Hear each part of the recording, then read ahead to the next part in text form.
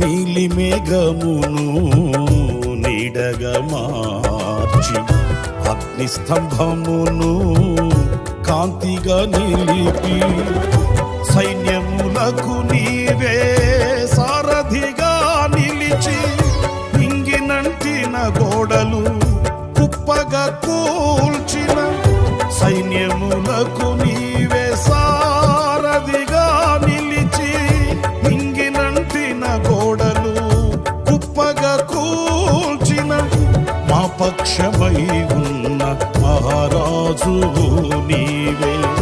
నీకు సాధ్యము కానిది ఏదైనా కలదా?